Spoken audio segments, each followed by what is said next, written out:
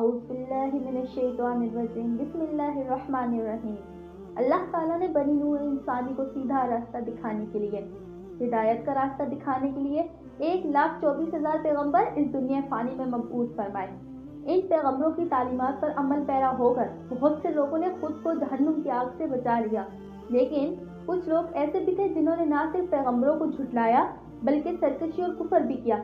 जब ये लोग हद से बढ़ गए अपनी नाफरमानियों में, फिर अल्लाह ताला ने उन पर अपना दर्दनाक अजाब नाजिल फरमाया और उन्हें आने वाले लोगों के लिए निशान इबरत बना दिया।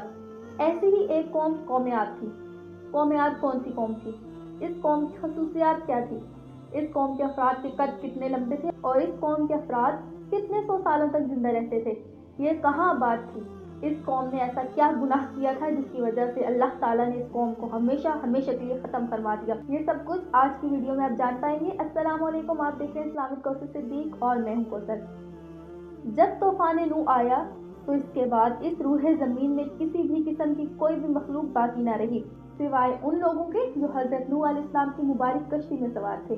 तूफान नूह के बाद तमाम इंसानी नस्ल ख़त्म हो चुकी थी। इस तूफान के गुजर जाने के बाद जब तमाम लोग ख़त्म हो गए तो अल्लाह ताला ने हज़रत नूह अलैहिस्सलाम की औलाद से इंसानी नस्ल को दोबारा शुरू फरमाया और बाकी बचने वाले इंसानों में से अल्लाह ताला ने इंसानी नस्ल को आगे बढ़ाया। हज़रत नूह अलैहिस्सलाम ने अपने 3 बेटों को दुनिया के मुख्तलिफ हिस्सों में रवाना फरमाया ताकि दुनिया में इंसानी आबादी दोबारा कायम हो सके। हज़रत नूह अलैहिस्सलाम के बेटे साम बिन नूह अर्ज़ की सरज़मीन में रिहाइश पजीर हो गए। यहाँ उनकी नस्ल में इजाफा हुआ और सामी नस्ल आगे बढ़ी। सामी नस्ल में एक ताकतवर सरदार की पैदाइश हुई। इस सरदार का नाम आद था। आद अपनी औलादों के हमरा जनूबी अर्ज़ के इलाकों में रिहाइश पजीर हुआ, जहाँ इसने सकूनत इख्तियार की। इस इलाके को सहराए अहकाफ कहा जाता है। ये रेत का सहरा यमन और ओमान के दरमियान फैला हुआ है। यहाँ रेत के बुलंद बुलंद टेले थे जो कि काफ़ी बड़े भी थे। यहाँ आद की औलादों में से 13 कबीले आबाद हुए जो कि कौम आद कहलाए और उन्होंने यहाँ ताकतवर हुकूमत कायम की। ये यहाँ 1500 वर्ष तक कायम रहे। इनके कद सबसे लंबे और ये सबसे ज़्यादा ताकतवर कौम थी। इनकी ताकत का अंदाज़ा इस बात से लगाया जा सकता है कि ये लोग इतने ताकतवर लोग थे कि सिर्फ एक हाथ की मदद से दरख्तों को जड़ों समेत उखाड़ फेंकते थे। इस कौम के अफराद की एक खसूसियत ये भी थी कि इस कौम के अफराद को ना तो कोई बीमारी लगती थी, ना ही ये लोग बूढ़े होते थे। इस कौम का सबसे लंबा इंसान 750 फीट का होता था और सबसे छोटा इंसान 450 फीट का होता था।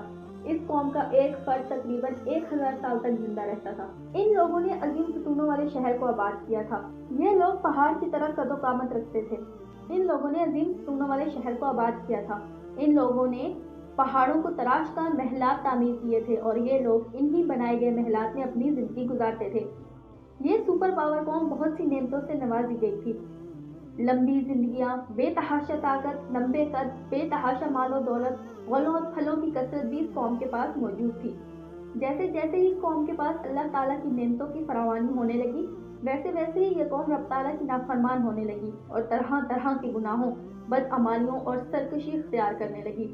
तूफान नूह के बाद ये वो पहली कौम थी जिन्होंने न सिर्फ बुतों को तराशा बल्कि अल्लाह ताला की बंदगी छोड़कर बुतों की जारी बन गई।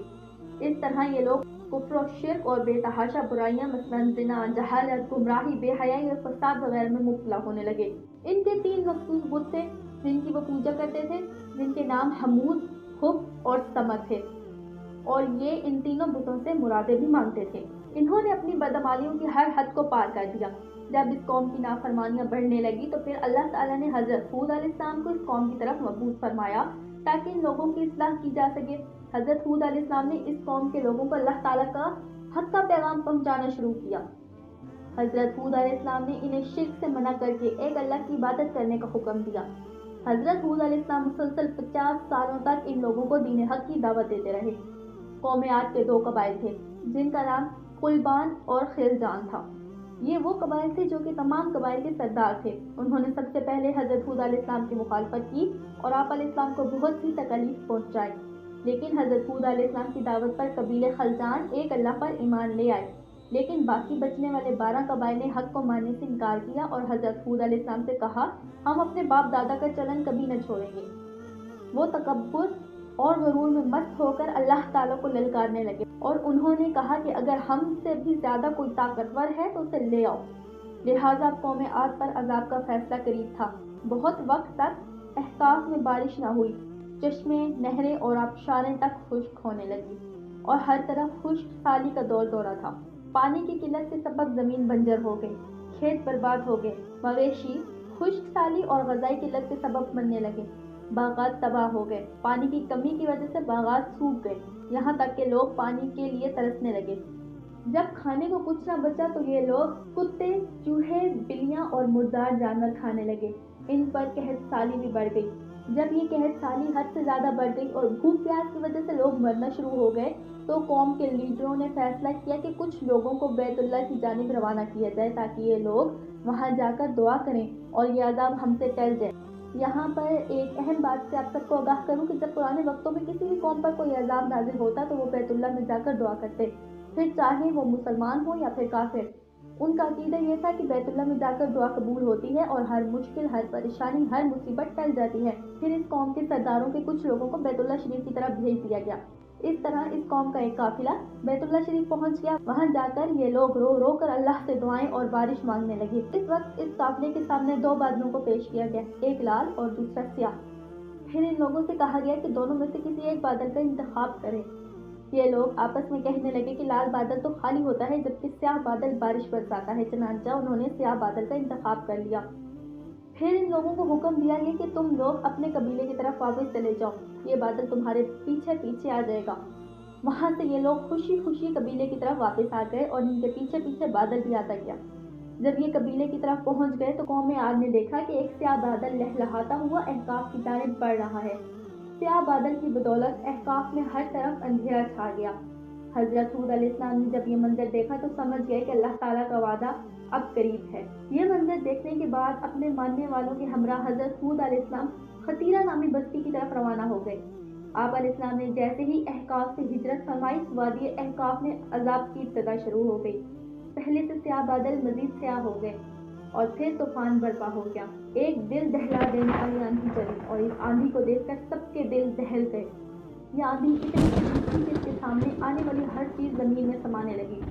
شدید ہوا سے قوم عاد کے عظیم ستون ڈھہنے لگے اور اس آندھی نے ان کے بڑے بڑے شاندار اور بہترین گھر اجاڑ دیے۔ 60 ہاتھ کے برابر قد والے افراد اس آندھی میں تنکے کی طرح اڑنے لگے۔ ہوا ان کے سروں میں اس زور سے ٹکراتی تھی کہ ان کے بھیجے نکل کر منہ پر لٹک جاتے تھے۔ آندھی کا یہ عذاب اتنا شدید تھا کہ ہوا آگ کے بگولوں کی طرح گھروں میں گھس گئی اور اندر موجود چیزوں کو اٹھا اٹھا کر باہر پھینک دیتی۔ جو لوگ بڑے بڑے محلوں میں چھپے بیٹھے تھے اس عذاب کے ڈر سے، عذاب سے بچنے کے لیے، انہیں بھی ہوا نے اٹھا کر تنکے کی طرح اپنے ساتھ لے لیا۔ اللہ تعالیٰ نے ان لوگوں پر اس طوفان کو 8 دنوں اور 7 راتوں کے لیے مسلسل جاری کیے رکھا اور عذاب کے بعد احقاف کا جنت نظیر علاقہ تباہ شدہ علاقے میں بدل گیا۔ ہر چیز ریزہ ریزہ ہو کر سفر ہستی سے مٹ گئی۔ اس واقعے سے یہ سبق حاصل ہوتا ہے کہ جو بھی تکبر کرتا ہے اللہ تعالیٰ انہیں نیست و نابود کر دیتے ہیں۔ وہ جو تکبر کی بدولت یہ کہا کرتے تھے کہ ہم سے کوئی طاقتور ہے تو لے آؤ، تو اس قوم کو نیست و نابود کر کے اللہ تعالیٰ نے ہر آنے والوں کے لیے یہ پیغام جاری کر دیا کہ اصلی طاقت صرف اللہ تعالیٰ ہی کے پاس ہے جو کہ ہر شے پر قادر ہے۔